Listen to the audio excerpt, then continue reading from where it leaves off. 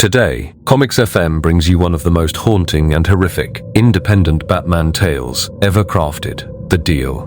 Written by Gerardo Preciado and illustrated by Daniel Bayliss. Before your hands start shaking and the nightmares settle in, smash that subscribe button and let's dive into the abyss.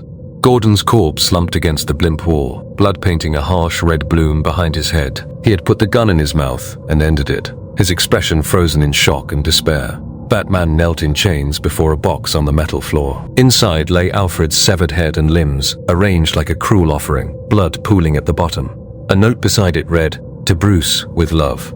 XOXO. Bruce didn't move, shoulders heavy, head bowed, grief choking him. Trapped, surrounded by death, he sat in silence while distant, mocking laughter echoed through the blimp's steel walls.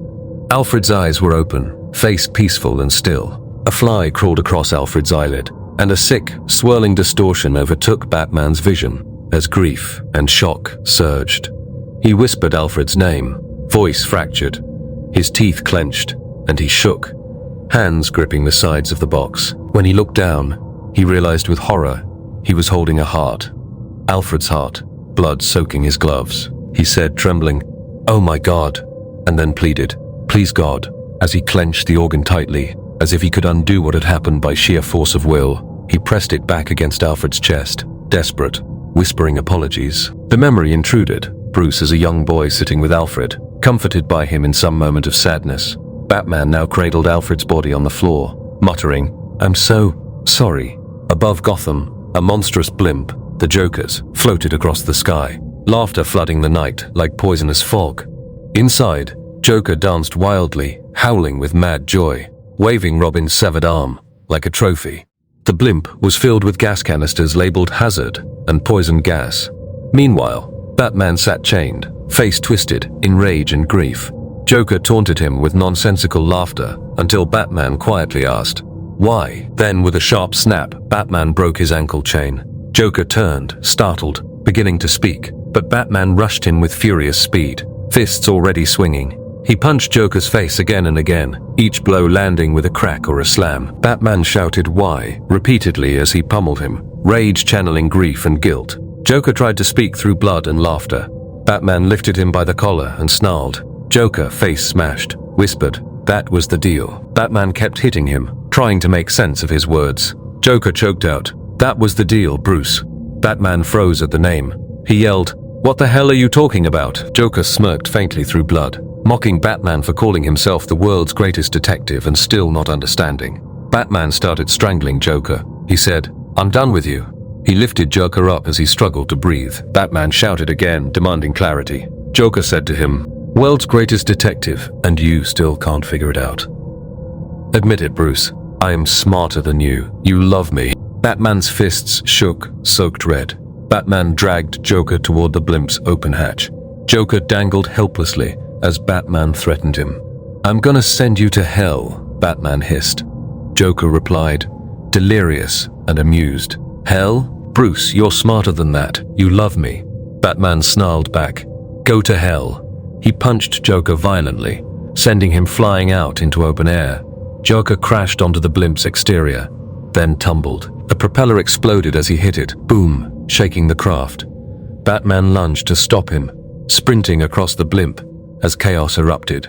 He crashed through debris and shattered glass, falling after Joker. The two plummeted together through the torn blimp skin and into the night sky over Gotham. As Joker fell, Batman managed to grab his wrist. Joker dangled beneath him, laughing breathlessly, reaching out as if hoping for death and savoring the moment. Batman hung on to the blimp window, holding Joker by the arm with the other. "This ends now," Batman grunted. Joker screamed with manic joy. "But you are still holding on, Bruce." High above the burning city, Joker spoke with eerie calm. "You really don't get it, do you? I do the things I do because you told me to.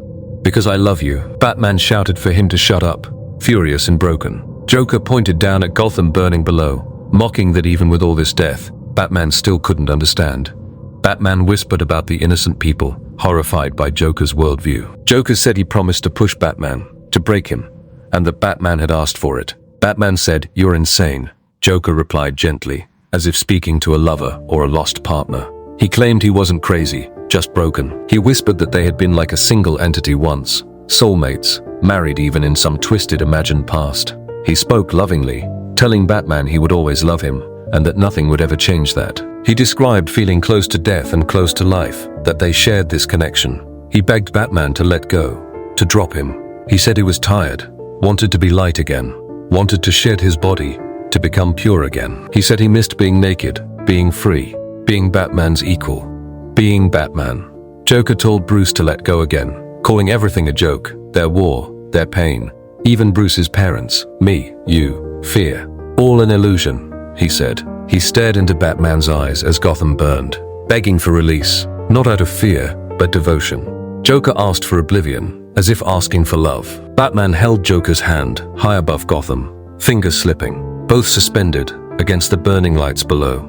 Batman stared at him, hollowed out by grief and truth, and quietly answered, "I know." Then he let go of the blimp, choosing to fall with Joker still locked in his grip. They dropped past skyscrapers and streets burning with chaos. Gotham glimmered like an amusement park ride, bright, violent, thrilling, never stopping long enough to breathe. People clung to it as if it was real, convinced the terror mattered, convinced the pain defined them. Some rode long enough to question it, to wonder if all of this was only a twisted loop. Others remembered and whispered not to be afraid, but they were always silenced, drowned or killed by those who couldn't stand for the illusion to break. A gunshot cracked through Bruce's memory. Pearls, blood, a falling mother, a pleading father. A bat shattered glass as his mind swung through every moment that chained him to this crusade. He remembered how the world screamed that everything had to be real. Money, grief, vengeance, scars. People killed anyone who tried to remind them it could be different, letting monsters run wild instead. The crushed Red Hood mask flickered through his thoughts. Every lie stacked upon another, a lifetime building to this forgiveness disguised as surrender. Still falling, Batman refused to release Joker's hand. Joker's face softened, almost peaceful, as though he had been waiting for this ending since the beginning. The bloodied note beside Alfred's body flashed in Bruce's memory. To Bruce with love, XO, XO, beside a discarded mask, a lie peeled away. They struck a rooftop in a violent bloom of red, bodies breaking, blood spreading like a final confession across the concrete. This city poured everything into weapons and war, when it could have chosen to feed, to shelter, to change. It could have included every soul, not one left behind. It could have looked outward and inward, together. But this was how their story ended. Two devils bound to a dream of justice and ruin.